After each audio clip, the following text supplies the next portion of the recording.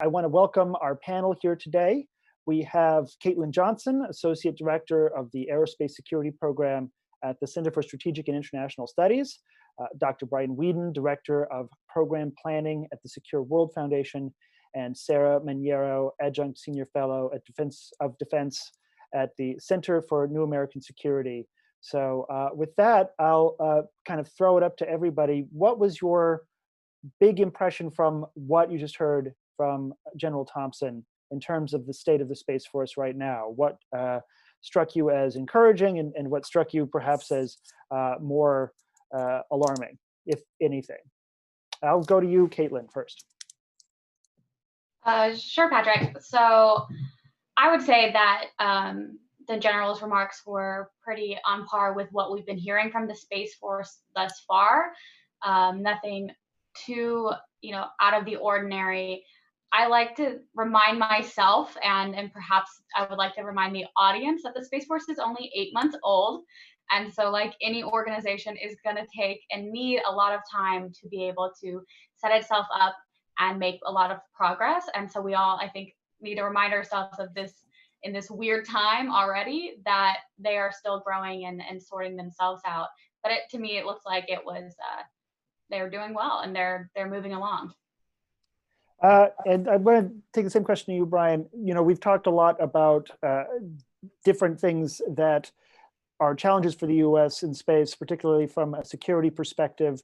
If you're not familiar with Brian's work, he watches a lot of different things like threats to different space assets, and they are growing threats. From what you heard, do you feel like he addressed the question as best he could of the threats that are facing the U.S. presence in space?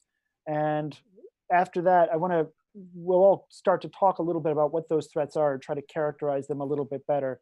He's very limited in what he could say, but he is the person in charge of defending those space assets for the United States. So you feel like did you hear something in that answer to the threats that struck you as important, Brian? Well, yeah, no, thank you for that. And I was fairly impressed with the way he addressed it. I agree with Kaitlyn. I think, if I was to give out letter grades, I think the way that the leadership of the Space Force is going down this path, I'd probably give them a B+, or maybe a little bit higher. They're doing what they can, and they're doing it as fast as they can. Mm-hmm. I think, like Kaitlyn said, I would remind people that the Space Force, the creation of the Space Force, is the first step in the process. Mm-hmm. It was created to allow for an environment and an organization where you could address the underlying problems that were not being addressed when it was part of the Space Force. Mm-hmm. Things like creating a cadre of space professionals, creating a true space power doctrine, addressing space acquisition problems. Those are really big problems that are going to take years to decades to solve. And General Thompson talked about quite a bit of that when he was talking about sort of the timeline for making acquisition changes, for example, or the timeline for bringing people in and developing sort of the people system. So I think that's the big thing to keep in mind. The creation of the Space Force was the starting point. Now becomes the hard work of actually addressing all those underlying challenges. And that's going to take time. Mm-hmm. It's not going to happen tomorrow. It's not going to happen next month. It's not going to happen next year.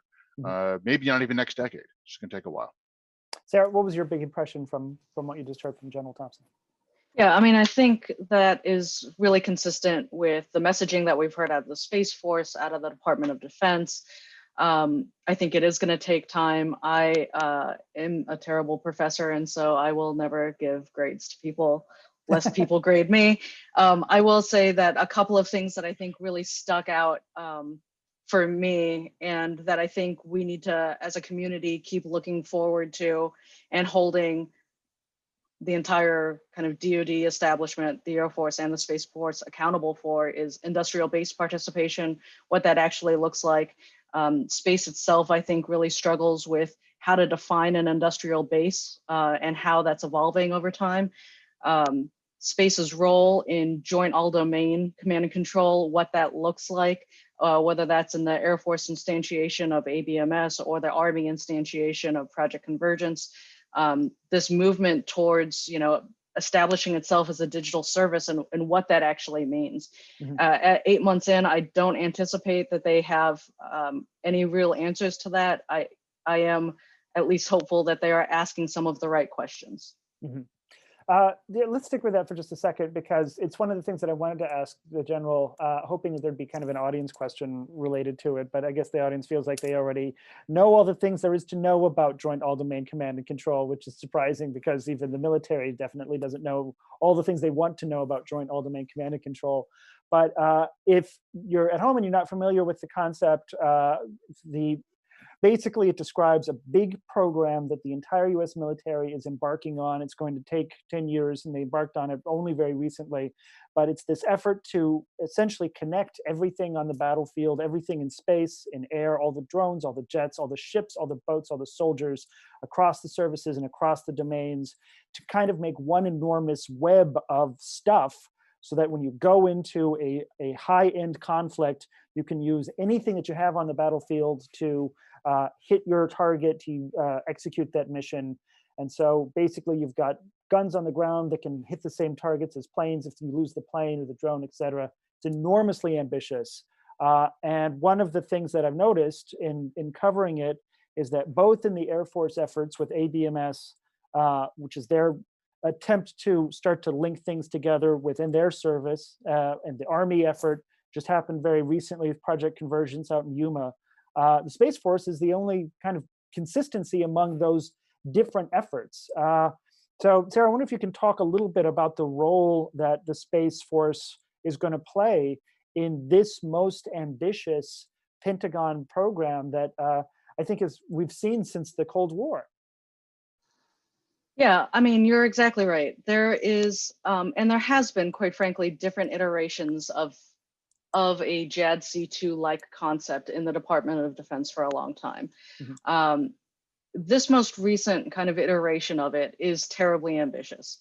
It is really looking at ubiquitous sensors, how you take those and then match those smartly with effectors on the end, essentially kind of shortening the kill chain that you would have in any of these domains, and quite frankly, cross these domains and cross-domain solutions as well. So I think, quite frankly, it's completely consistent and expected that the Air Force and the Army would be the two services that really look to integrate space capability, while I think a large majority of the public sees space coming out of the Air Force. I mean, the reality is that the Army has the most kind of technical, tactical users of space capability on a day-to-day basis. And so what I think you will see in these two different kinds of programs that are trying to address and fulfill the requirements together is really different approaches of how they're going to use space and how the Space Force will fit into those kinds of concepts, both at the operational and the tactical level. And I think that's a really useful thing for the Space Force also as an identity, to have to realize that they are both strategic, operating at a strategic level, at an operational level to provide the connectivity and the ubiquity of the sensors, but also that at the end of the day, they are still needed for very tactical reasons on the ground, and doing that in the Army. And so I think you'll see the Space Force, one, define itself in the context of the JADC2 programs as they continue to develop, and two, that the services will have more clarity about the potential of what Space Force capabilities can do for them in the context of that discussion. Yeah, anybody else? Kaitlyn, when you look at what the military is trying to do with linking together all of these different things, is the US military in space right now, understanding that it's, we're still forming it, there's a space development agency, there's new sensor layers that we're trying to put together. Does it feel like it's up to the challenge of being this uniting entity for all of these efforts? I certainly hope so, Patrick. It is a big effort, as Sarah described very eloquently, and it is one of the most challenging programs I think I've ever heard of.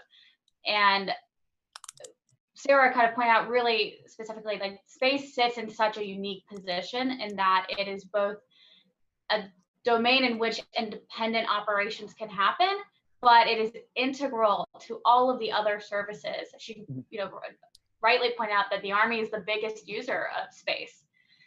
So space and the Space Force is hopefully already in this kind of position to bring services together, and to help further their integration in this really important way. But again, it's an ambitious program, so we shall see. Yeah, it is very ambitious and certainly very key to a lot of what the military wants to do with space in the years ahead. And on that, the military has put together a space strategy, and I talked to the general about it a little bit. Big on winning, short on how. That insight isn't actually mine. It actually came from Brian. As soon as the space strategy, the new one, came out, I'm like, what's your impression, Brian Weeden? Because he's the first person you call for that sort of thing. And he's like, big on winning, short on how. Do you feel like you have a better sense of the how here? And to your mind, in the years ahead, what does better winning in space for the Space Force look like to you, Brian? Yeah, that's a great question. And by the way, I'm pretty fast at reading this stuff, and I had barely even read it by the time you sent me that email, so I had to move faster on that. Yeah. This is a big question. So let's roll back the clock a little bit. 2010, the Obama administration released the most recent national space policy, and then early 2011, there was a national security space strategy co-authored by the Secretary of Defense and the DNI, talking about sort of how the security piece of that. And the big themes they talked about there are still the ones we're struggling today. More congested, contested, competitive space environment is how they talked about it. They talked about kind of these growing contested challenges. They talked about the importance of making space forces more resilient to attacks, about being able to establish norms of behavior so we can identify irresponsible behavior or potential hostile attacks, and then to be able to respond to those, defend our systems, and ultimately be able to deter attacks, and should deterrence fail, to be able to win. That is still the overall position, right? It's still the overall strategy. We saw it refined somewhat in the National Space Strategy the Trump administration released. I think it was in 2017 or 18. Again, it carried over the four pillars in that are very similar to what you saw in the 2011 National Security Space Strategy. We didn't really get anything else beyond that. We just got sort of a one-page high level. And then you have this new defense space strategy that was released a few months ago that puts some more details on it, but is a more narrower, this is the military piece of this broader strategy. So I think we're slowly getting there. To me, the missing piece is really on the implementation side, which is always the case with a strategy. General Thompson talked about how the two big things to do are to protect and defend and resilience. I think he mentioned them in that order. I personally would put the resilience piece first if we were doing a prioritization, because that is what makes it so that if there is an attack on your systems, they're going to degrade gracefully, and you're not going to have a system or capabilities wink out overnight and suddenly now you're screwed, right? And the resilience is also the harder one, because you're talking about re-architecting systems and really changing how we do procurement. So, I think they're on the right path. I think that the focus still needs to be on the resilience, and I'm still waiting to see some of that follow through. If you look across the existing programs of record, it's very difficult to look at what's being talked about them publicly and what we know about them to say, here's where they've made changes to make this program more resilient. General Thompson talked quite a bit about, well, we're going to make big changes to the future programs, but things we're using today, GPS, WGS, AHF, all these programs of record are going to be with us for quite a while. So how we're making those more resilient is a big open question. Yeah, there are a lot of different things that we rely on in space, and resilience is a great thing that I hear all the time, people saying that we need, but I'm not exactly sure how to apply it to some of the things that we rely on. Like General Thompson mentioned the satellites that exist that spin in geo-Earth orbit that look down, and when North Korea or somebody else launches a missile, the satellite detects the thermal plume, and for there you know that a ballistic missile has been launched. And the thing is, as General Selva, former vice chief, has pointed out a couple of times, you know exactly where those things are in space. The military regards them as kind of big sitting targets. GPS, there's a lot of GPS satellites, a couple dozen, and it is designed to degrade gracefully, as it were. But those two are potential vulnerabilities. So I want to go to Kaitlyn and you, Brian. What are the big threats to our different space assets, and can you rank them? And what's the best way to think about that? Because you've got a lot of private entities in space. They might be vulnerable to cyber attacks. You've got military capabilities in space that are vulnerable to other things. So I guess very briefly, give us a sense of what the big threat landscape looks like in 2020. And then I'll ask, how prepared are we to defend against that in your estimation? So I'll go to you, Kaitlyn. Sure, thanks. I'm glad you asked this because our organization's actually doing a study on this as we speak. And we are talking just about that question of like, how do you defend against threats in space, and how prepared are we to address those right now? I think, to build on Brian's point of resilience first, I think that's a critical part. And you mentioned, Patrick, not quite understanding what does really resilience mean. It's kind of a buzzword almost that's catching on, but it means a lot of things, right? You could build in resilience to different systems in lots of ways, whether that's a distributed architecture, disaggregated satellites or disaggregated, missions on different satellites, proliferated constellations in LEO. This is something that the SDA is looking at right now. You can harden ground stations. Often we just kind of skip over the attacks on the ground infrastructure as well. So this is what both Brian's organization, the Secure World Foundation, and my organization look at annually. We collaborate on these two great reports looking at what threats are in space and what in the public domain have we found. For us, it's really important to be able to talk about this. Classification was brought up in your earlier discussion, the general, and for us, this is our way from the outside to address that problem of classification, is to find it in the public domain so that we can all talk about it with this common basis. For me, I see Russia and China continually using things like jamming of communications or of GPS signals in times of peace, like right now, in gray zone kind of warfare, not escalating, their attacks or their counter space missions to fully attack the United States, but to deny or degrade our systems in a way that just causes just enough disruption to be annoying, but not enough to warrant a slight response. So that's what I primarily focus on, is how these counter space weapons are now being used with great terrestrial effect in a commonplace type of way. Yeah, you can actually see that if you follow the fighting that's going on in Eastern Europe, in the Baltics, and in Ukraine, in the Black Sea. The beginning of 2019, end of 2018, the Kerch Strait incident, talked to a lot of folks in the Ukrainian Navy, and what they pointed out was that GPS for them was not working on a day when basically the Ukrainian Navy was under attack from Russia.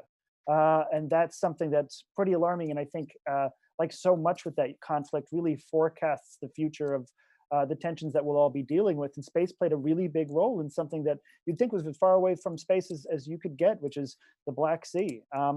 So Brian, you follow these trends too, with looking at all of the different threats that face US space assets.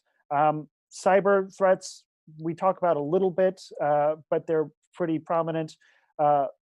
Anti-satellite guns, both on the ground and in space, we talk about more, but that's a little bit more fantastical, and I think we talk about them because they're fantastical.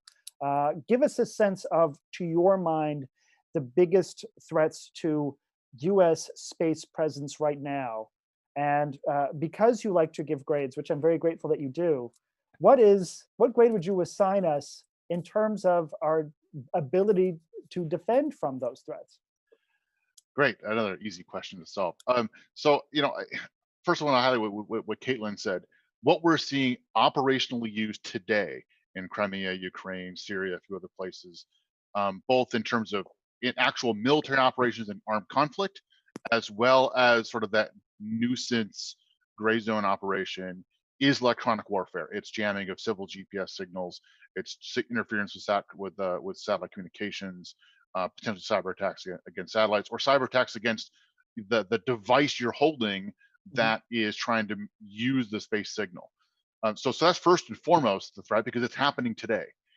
It's not as sexy as talking about satellites being hit by kinetic weapons or some sort of advanced laser systems, but it's actually the deployed capability is what is being operationally integrated, and the Russians in particular are getting a lot of operational experience in how to integrate it into combined arms warfare. So that's first and foremost. We're also seeing quite a bit of testing of some of the other more advanced capabilities. These are the ground launched direct descent ASAT weapons. Again, the co-orbital ASAT weapons. Satellites getting close to other satellites, and then they can do something to them, whether that's run into them, whether that's detonate and have like a fragmentation effect, whether that's to host some sort of electronic warfare or direct energy weapon on board. There's a whole range of things you can do. We're seeing quite a bit of demonstrations of those. A lot of that stuff is not really that new. Those kinds of tests go back to the late 1950s. So it's more of these weapons were tested in the Cold War, went away, and are now being re-explored and modernized and being updated. So, I say the most current immediate threat is the interference. As Sarah pointed out, the Army's the biggest user of a lot of space systems. If they cannot get a GPS signal to do maneuver, to know where they are, to do guidance for dropping precision munitions, that impacts how Americans fight, and that's going to be a huge problem. I said the in terms of the on-orbit threats of the co-orbital stuff, that's a little bit down the road. We're not quite sure that's really operational yet. We probably still have ways to go. It's harder to do, more expensive. That I think we still have a little bit of time to deal with. The direct ascent launched from the ground, that's not that difficult to do. Some cases there's some analysis that China's already got some operational capabilities. Russia's probably fairly close. So that may exist. Whether or not it'll be used is a huge question. It's just never been used before, and there are other implications. So that's sort of the range of capabilities to worry about if you're U.S. planner. Yeah, I want to introduce her because this brings up something that I now wish that I had asked him about. That's very important to me. We're talking about things like on-orbit threats to U.S. space satellites, different space assets. We run into the same problem that the U.S. runs into in most of the places that it is, which is that it plays by a very different set of rules than its strategic competitors. We rely on multinational coalitions. We have to pay attention to international law. We have to be able to talk about, military leaders have to be able to talk about decisions that they make in front of reporters, and we can be very aggressive. China and Russia do not have that same sort of transparency. They don't have international accountability in the same way. And so, when I ask military leaders, General Thompson talked about it a little bit. He's very guarded in terms of what he can say, but defensive capabilities for satellites, maneuver, you can sort of move it, but putting a weapon on a satellite, that's going to have implications internationally in terms of allies and that sort of thing. So would you talk a little bit about how allies and partners, how they might view the Space Force as a entity that helps to protect all of them together? What are the challenges to creating an international understanding of what defending space is, especially if you're dealing with adversaries that resort to tactics that aren't transparent and that they lie about? So what does that challenge look like? Just really quickly on that, I'll say that I'm not convinced that putting a weapon on a satellite is the best way to defend against it. Physics in space are very different. If something's coming at you on a hyperkinetic collision and you hit it, it's still coming at you on a hyperkinetic collision course, just maybe a lot of things instead of one big thing. So first, there's the whole question of, is it even useful to put them on there? And I've yet to see any public analysis that walks through that and says, here's what they are, here's what they're not. Everyone sort of jumps right to, we need weapons on our satellites to defend. Again, I'm not convinced that's the right way to do it. To the allies question, yeah, there are some challenges there. A lot of other countries are just now starting to grapple with some of these issues. And there are some European countries, Japan, others, who for a very long time defined peaceful uses of outer space as non-military. They're now making that transition to having a broader military focus on space, but it's going to take them some time, and they have to get their publics on board with that. But that's happening underway. The Space Force and Space Command do a lot of work through the Five Eyes, as well as a few additional countries working on these, sharing intelligence, involving them exercises. I think that's well underway. I don't think that's going to be a huge challenge going forward. And the last thing I'll say is, yes, a lot of people say, of course, Russia aren't going to follow the rules. Well, we haven't really seen that in an armed conflict yet.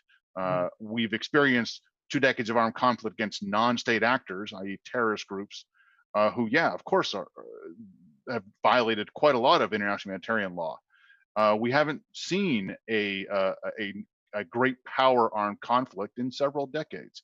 And so I'm not sure you can say they're going to ignore the Geneva Conventions. They're going to ignore the things that are put in place after the last one because of the horrific human suffering that happened when we didn't have those kind of protections in place. Sarah, your thoughts on this, on internationalism and the US Space Force, and a coalition of understanding versus adversaries that are not part of such a coalition and don't pay attention to international norms as much? Yeah, so I think there's a couple of things to think about here. I mean, I think the first is the realization that the Space Force, quite frankly, from its inception, has worked really hard to solidify the relationships with our kind of Four Eyes partners and our Five Eyes partners by integrating them into the combined space operations. And quite frankly, that is an effort that has been ongoing for the past decade. The Air Force previously was responsible for publishing kind of all of the SSA data that's publicly available. The Space Force and Stratcom had then kind of taken that on. And so there is at least a realization within the Space Force that there is real value add from an allied perspective about what is feasible within the context of emerging responsibility, kind of norms, responsible behaviors in space, but also kind of capability development and where that goes.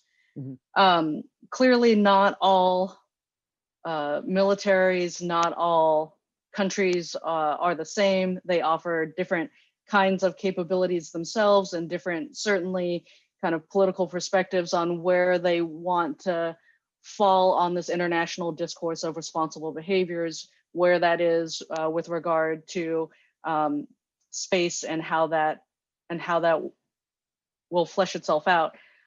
I personally think that at the end of the day, what needs to happen is you need to take the discussion about responsible behaviors in space in the larger strategic context in which these questions are being posed. And I, for one, think that if you are going to take that, and I think this is also part of the classification issue, you have to look at space's contribution to an overall deterrence theory. And I am not one to believe that there's such a thing as just pure space deterrence or pure cyber deterrence. I think that space capabilities need to be accounted for in the complexity of the deterrence calculus. In, quite frankly, what we've seen over the past couple of years is a pretty clear record of disregard for strategic arms control treaties, for some of the larger questions that have really underpinned that fabric and that understanding. And I don't anticipate that would be any different in as we extend that into space. And so I am not terribly hopeful that either China or Russia come to the table in a meaningful way for kind of space norms that will be able to support our national security interests and, quite frankly, the largest sustainability of the domain in the future. But I could just be a pessimist. I've been called worse. Well, this is a good line of work for pessimists. That's so we're glad that you're with us. To Kaitlyn, what do you think on this? When you look at allies and partners, what is the international concern about Chinese and Russian behavior? Does it exist? Or is it something that the US Space Force is concerned about, lets me know about as a journalist, and I write about? But when you turn to the international community with their concerns are elsewhere, perhaps not even on space assets. What does that challenge look like for you? Yeah, so I think it'd be unfair to say that the international community is not concerned about China and Russia's behavior. A lot of the behavior on orbit, like Russia following the NRO satellite through LEO, is really concerning behavior to everyone. But what I think really unites the space community, especially international space community, is the threat of debris and the threat of the sustainability of the environment at large.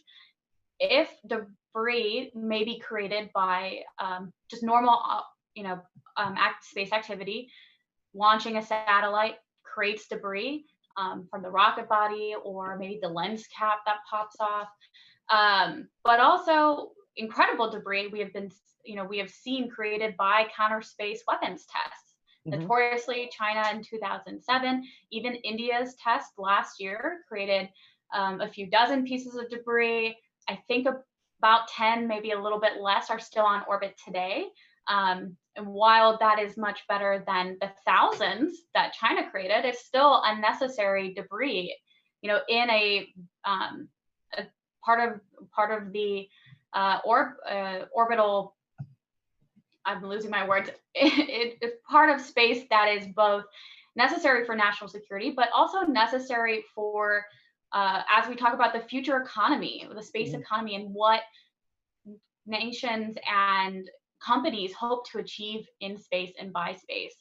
And so I think perhaps through that lens, we can come up with better norms, better standards of behavior for space. We've seen great success in the United Nations to create the sustainability guidelines. However, that took a decade, and I'm not sure we can continue at that kind of a pace to be able to set these norms of behavior that will be successful before some sort of event occurs, whether that is a debris creation event or conflict. I'm not sure. Yeah. And this is why I too am very grateful that they are trying to move towards better decisions on classification, releasing more stuff sooner, because otherwise we'll not be able to talk about it, or you'll give rise to speculation about what's happening there based on things that we can measure here on Earth. And I think that that's a good move. I hope they do more of it. I want to return to something you just mentioned, which is the business of space and what that looks like right now. One of the things that I mentioned and that he responded to was a certain fragility in funding for space startups. It's launching a new business that's focused on something that's going to be realizable in 10 years into the future. It's very risky, and a lot of money's moving away from risky bets like that. And I think that creates a certain amount of concern about the industrial base. And that's important because we're relying on future commercial space assets for a lot of what the military wants to do, like 5G.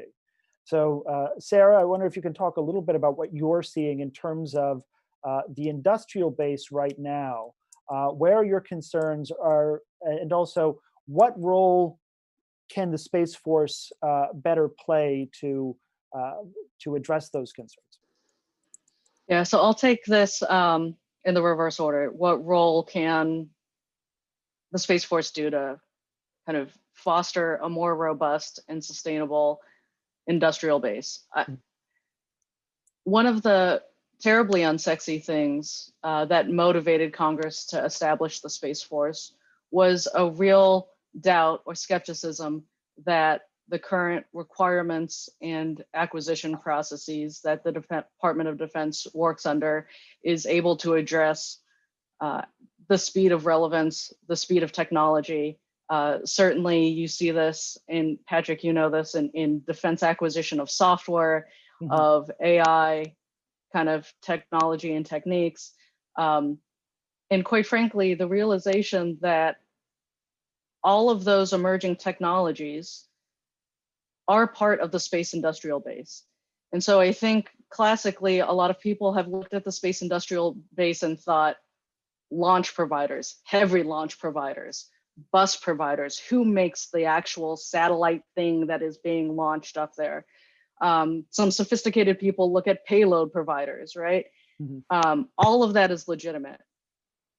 What I think, they're starting to pay lip service to in branding themselves as a digital service is the fact that the industrial base is not just about kind of all of those things that you march up to on launch, but is also includes a significant amount of investment in the software. And let's talk about how many, quite frankly, space programs of record have failed on software, on ground terminals, on the stuff that happens on the ground. Once you get that data back down, do you have the pipes and the terminals to be able to get that out?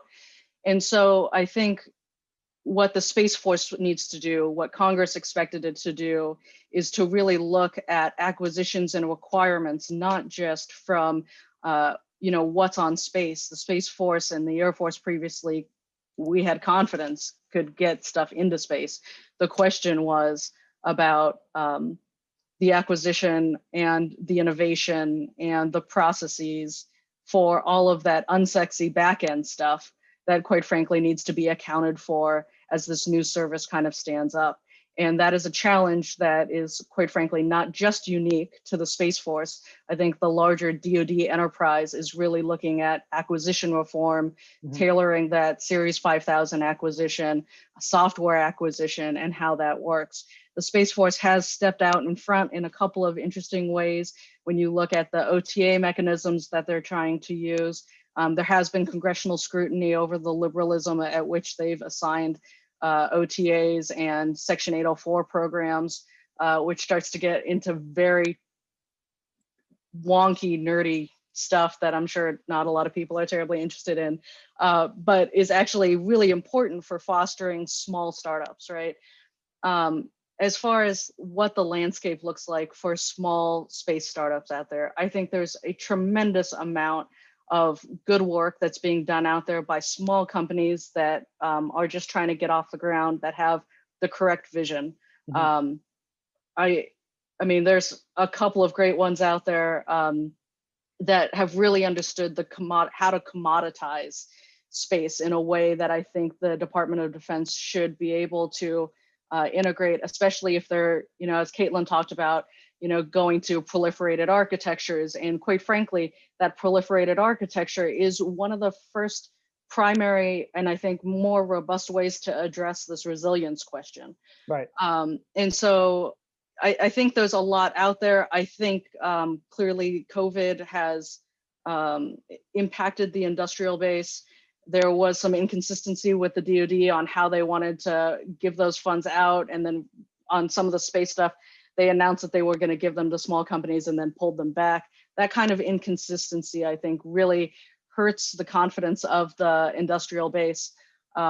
Certainly, there is some amount of grace to be given in these kinds of circumstances. But as the department and the Space Force go forward, I think what they really need to do is, quite frankly, take bets, make bets, and be comfortable, quite frankly, choosing winners and allowing themselves to admit the fact that they might not choose right 100% of the time and be okay, because that's what incentivizes the industrial base as private companies to actually try to make more of a business case for consistent investment in DoD programs, is believing that they are going to be winners and that the services will actually see that and will take that bet on them.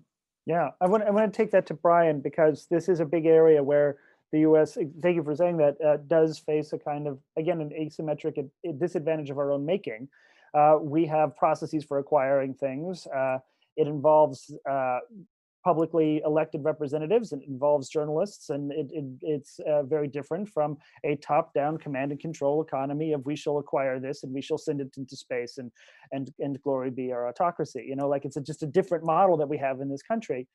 So Brian, when you look at the problems of acquisition that exist right now in terms of space stuff, how confident are you that the Space Force as an entity does have congressional support, but not OTAs writ large don't have like uniform congressional support, precisely for the reason that you mentioned? It's hard for Congress to scrutinize them. Can the Space Force overcome all of the bureaucratic challenges that are in place of acquiring things the way it needs to be as relevant as it wants to be? So that's the big unknown question right at this point, right? That's the one piece they have not really addressed yet, is this acquisitions reform. I will change what you said a little bit. I mean, yes, of course, America does not operate as a top-down command economy, but the Department of Defense does, right? The Department of Defense is your typical century plan thing, right? We decide this is what we're going to do. Here's the way we're going to go do it, and we're going to go off and go down this path. Yeah. I think the change within the Department of Defense is adopting more of a free enterprise model of how they do procurement, instead of trying to do all of this thought work and thousands of hours and years of effort to find the one best solution of how to address this problem and then issue that contract. Maybe we try to do a lot more smaller contracts to try and figure out maybe multiple ways to go do this problem, right? So I think that part of this gets back to, we have to change the way we do acquisitions, as Sarah hinted at. And that was one of the big reasons to create the Space Force, was to break with that tradition of how it was done in the past, where you said, okay, we need to have space capability X. In order to do that, we're going to build a constellation to do that. And that constellation is going to have an integrated, unique ground control system. And that is all going to be supported by a unique wing or group or squadron that is dedicated to flying that. You have this silo of excellence from space down to the ground that is all put together, that does the thing but doesn't talk to anything else, and is sort of integrated by itself, and took, by the way, 2 decades to develop. That is the model they're trying to break away from, to go to a much faster acquisition process, one that's more agile, maybe having as Sarah said, pick make a whole bunch of bets and see which ones pay off, as opposed to trying to find that one. And honestly, we don't know if they're going to be able to do it or not. They were late delivering the acquisitions plan to Congress, so it didn't make it into the FY21 planning cycle. There's a lot of uncertainty as to what they're going to do with the SMC, with the SDA, with DIU, with DARPA, with all the other things across the other services, how that's all going to come together, how it integrates with the NRO is doing. We just don't know yet. So I would say this is a huge unanswered question. Yeah, it's a big one, and it's one that sort of haunted the U.S. military for a long time, is how to acquire things better and yet at the same time be accountable to Congress. It's a huge worry and concern. We have a question from the audience, and we don't have forever, folks. So in fact, we only have about 10 more minutes. So if you have questions, give to us. We ask of thee. Jim Fraley asks, for a layperson like me, why Space Force? How will Space Force protect U.S. space assets? So you've been watching, they have ideas, they won't share all of them. But I think it's sort of a good question, because we have an Air Force, and the Air Force does a lot of stuff on the ground. We have JSOC, and if there's an anti-satellite mobile missile launcher in North Korea and we think it's about to go off, you're going to see a team of SEALs go in there, or something else, and we've got those guys. How will the Space Force protect U.S. space assets? So Brian, you raise your hand. I was just going to say, why a Space Force? Like the best argument I heard for why a Space Force is that the existing organizational setup and culture was incapable of making the changes to address the big problems we've been talking about: creating space power doctrine, fixing acquisitions, creating a space cadre. So you have to shake things up, create a new organization that'll have a new structure, develop a new culture that then allows you the opportunity to address those problems. That's why a Space Force. in terms of the analytical reason. Now, it's actually the Space Corps that Representative Rogers talked about a couple of years ago, because it's part of the Air Force. It's not a completely separate service like the Army and the Navy are, but that's sort of more in the weeds. I would say it's an opportunity for change. And so how they do things, as we just talked about, is the big open question down the road. We won't know for quite a while whether or not they were successful in coming up with a plan and executing that plan to be able to do the defend the assets and everything else. That's sort of that scorecard is coming in the future.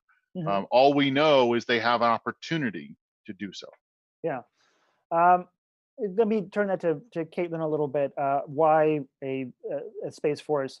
Why couldn't we just fix acquisition the way it's supposed to be fixed? Why not have a space cadre located within the Air Force, and maybe a couple over at Spywar within the Navy, and maybe a couple of folks in the Army? Why develop its own force? Why not do all of these things that need fixing within the services in which already space capabilities exist? Yeah, well, so I actually wrote an op-ed before the Space Force was formally created against the Space Force. I'll come out and say that right now, especially when it was focused on becoming its own department. I thought that that was too big of a step, personally. And to me, Brian's point is the point, right? It is that the organization, structure that was there within the Air Force was not sufficient to do the job that we need to have done in space.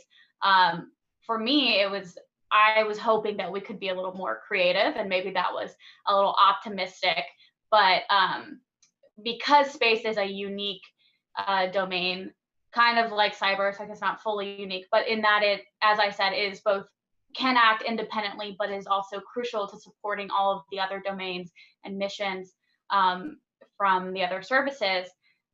I was hoping for something a little different, but I am not a naysayer, and I think that the Space Force understands its mandate and is taking it very seriously. I'm really interested to hear Sarah's answer to this, as her work on the Hill was justifying this and getting Congress on board. So yeah, Sarah, so Sarah, behind Sarah, tell us what's behind you. It's the framed bill, right, that created the Space Force. So so if you didn't get a chance to read my bio, I worked on the House Armed Services Committee, where I was previously responsible for writing and negotiating the language that established both the Space Force and reestablished Space Command. And so on my back wall, I have a copy of the bill of the NDAA that established the Space Force, that is signed by a couple of members of Congress that are dear to me. Because I'm a nerd, and here I am. So yeah, it's a fair question. I love being outed on that. I will tell you, this was the result of a lot of hard work, and it was not easy, I think, on anybody. What was very clear to me when I joined the committee and I absorbed this responsibility is that there were, for Space Force, arguably really three things that drove members, right? The first was exactly what Brian said, was culture. They looked at things like promotion rates of people that were space operators versus promotion rates of pilots. They had a lot of anecdotal stories about space operators and how that operationally fit in, whether they were selected for PME, for professional military opportunities, what those rates look like.